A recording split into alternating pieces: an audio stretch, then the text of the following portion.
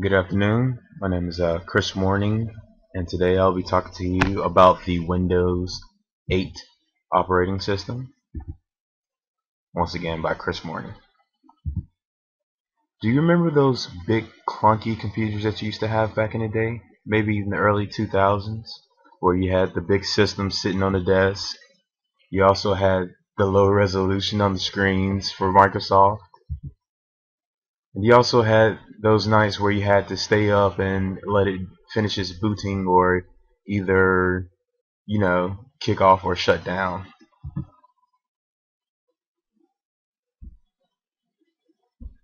Well, now we're living in the future. Now you see a lot of computers that are more advanced to today's time, dealing with speed and looks and all different other types of things that you can go along with these computers. We're also moving towards a time where everything has to be more available towards you. Yet you'll say more convenient.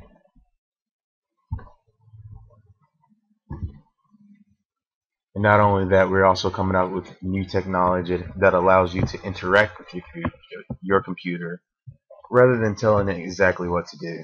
Kind of sort of like the touch mechanism that are now used on today's laptops and desktops.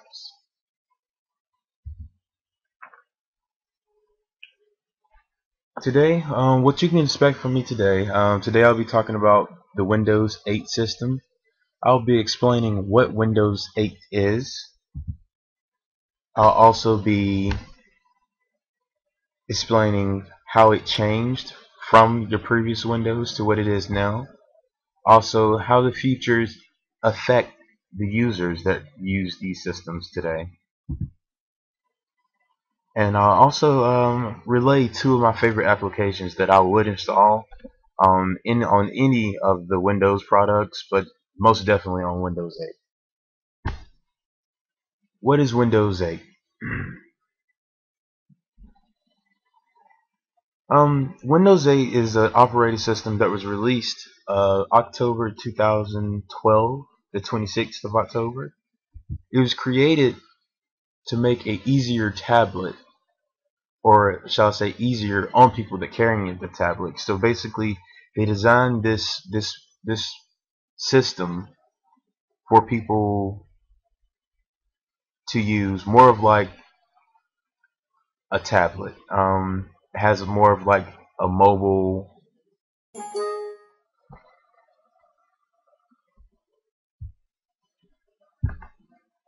outtake rather than the regular sit-at-home Windows systems.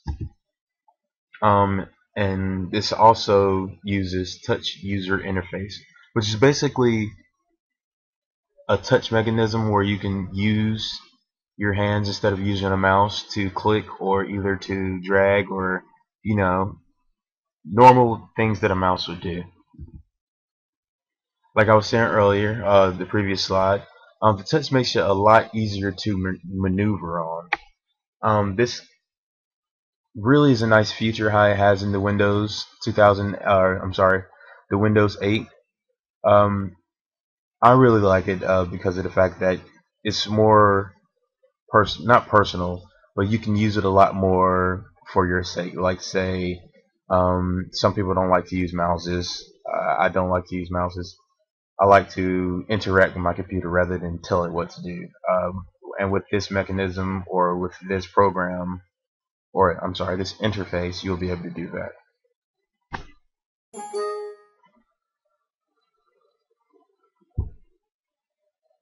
Windows Start menu. Everyone knows that the Windows Start menu used to be go to the bottom, click on Start, and then you have a list of things all coming up at you at once. With this new Windows 8 system, it's more friendly, and I would say it's more improved. Basically, what you have is like the most apps that you use or whatever you use frequently, but it's more of like on your home screen. You have icons for different things. You don't have just the random lists of the different applications. You have more of a visual rather than reading what the application is. The Windows 8 has a unique search and social um, mech- not mechanism, but more of like a search. You can search from your start screen, and it also has social networking, kind of sort of like your Facebooks, your LinkedIn, your Twitter. You also have like YouTube, Skype, which I use a lot, and also Flickr. I don't know if any of you use that, but it's a nice little thing to get into. Kind of sort of like Instagram. They also have integrated the cloud space, which means that you can sync to your Windows 8 system. Necessarily, you don't have to be on your computer. You can pull it from off your phone, pull it from off your tablet, your laptop, um, anything like photos, documents, um, even music. A couple other things that are added to the new Windows system, the new Windows 8. You have a faster startup, and that's through the UEFI. Basically, what that does, it does not turn off the kernel completely. It actually puts it into a hibernation mode, which allows for that quick startup. To continue, security. This is more for your tablets, your mobile devices. Um, they're starting to include pins and passwords, picture passwords, shall I say. It's a lot easier for people that are on the go rather than having to sit down or focus on typing it in. The pen is just like as if you're going to the ATM, something that's quick and simple. It also has Windows Store apps, which is specialized more for your touchscreen more than your desktop. This store, full of apps, is specifically designed for people who use the touchscreen um, feature of this system. User impact.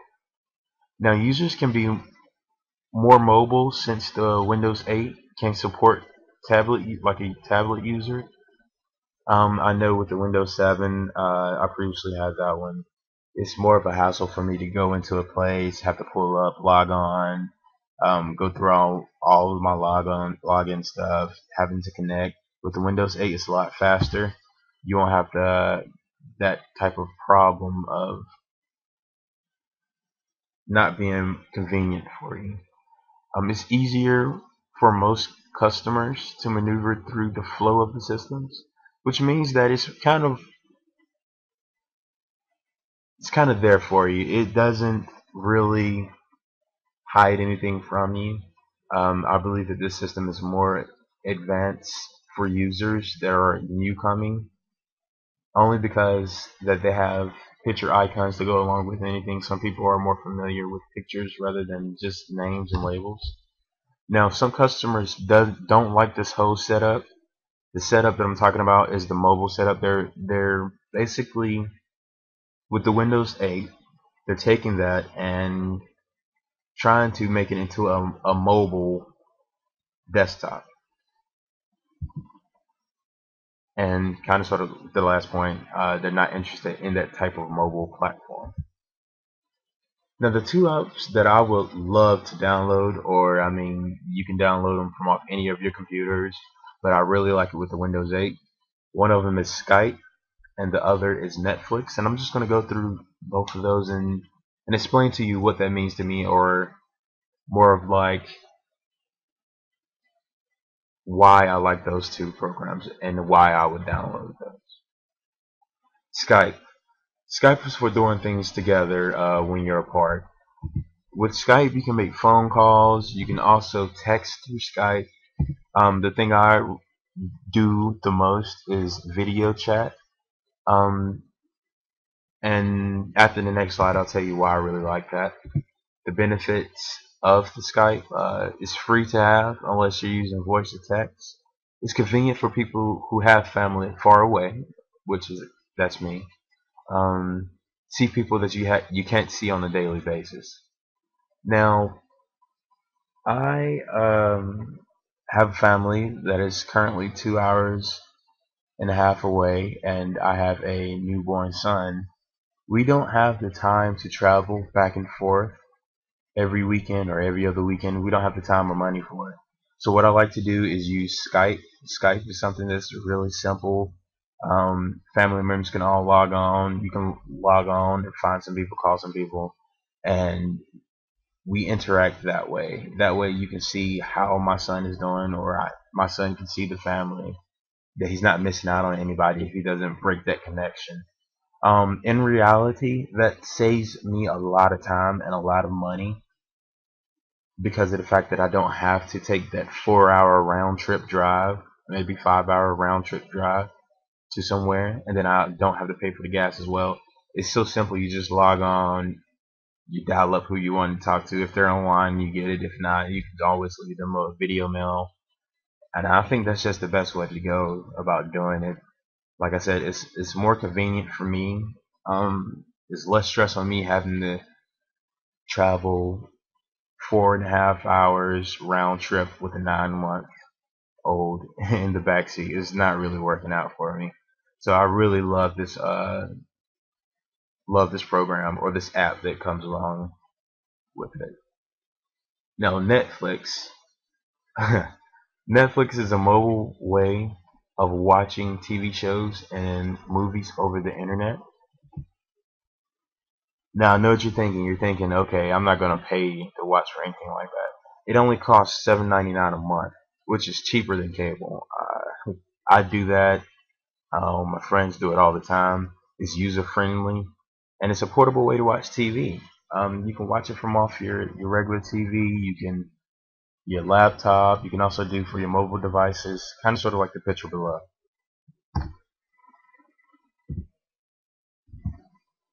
Now, in summary, Windows in my eyes have improved a lot over the years.